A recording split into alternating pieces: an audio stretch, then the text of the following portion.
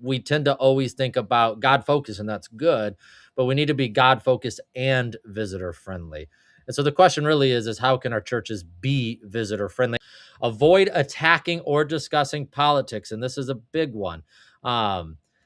At the end of the day, it's useless and it's divisive. And a lot of times people will say, well, I'm not being political when they say something, yet it's often perceived as political. And I would dare say that oftentimes it is political. They're just trying to hide behind that phrase of, well, I'm not being political or anything. Yeah, well, yeah, even if you're truly not, it's still perceived that way, right? Um, and so what happens when we start going down these roads of trying to lean too much into politics? And that's not to say that we ought not to stand up for injustices. There's ways to do that. There's proper ways to do that. So I'm not saying that, right? But I think we've all experienced, especially over the last 5 years, a very intense political elephant in the room enter, and people are just always kind of throwing these slight little things out there that it's like, yeah, this isn't going to do us any good. It's useless. It's divisive. And again, somebody from outside our walls comes in, a visitor from the community comes in. If they lean towards the opposite way and they hear something that's being said, they're not coming back, right? They're just not. Um, and so all it does when we dabble with this stuff is, instead of pointing to Jesus, all it does is point the person right to the exit door. That's all this stuff does.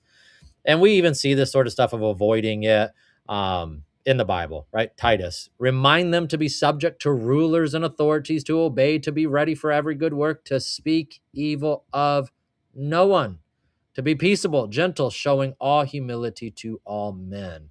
And again, a few verses later, but avoid foolish disputes, genealogies, contentions, and strivings about the law, for they are unprofitable and useless.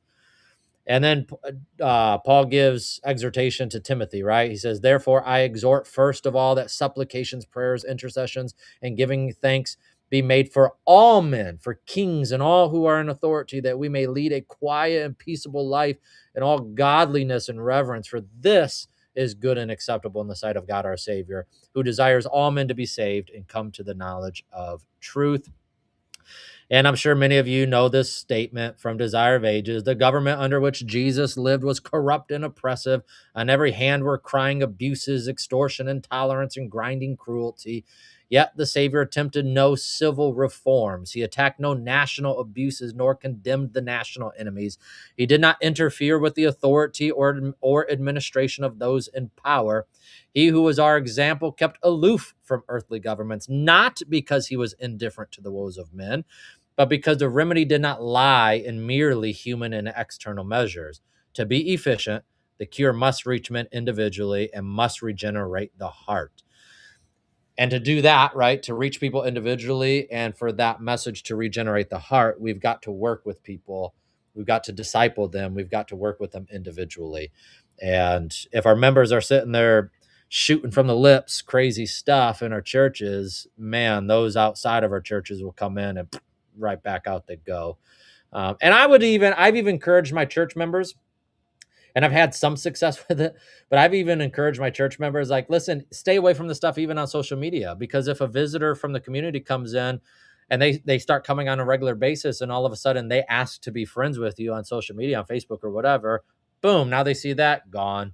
So like our members need to be careful even with that sort of stuff, because again, we got to think outward focus. We got to think about the people in our community and making sure that we're building friendships and not creating enemies.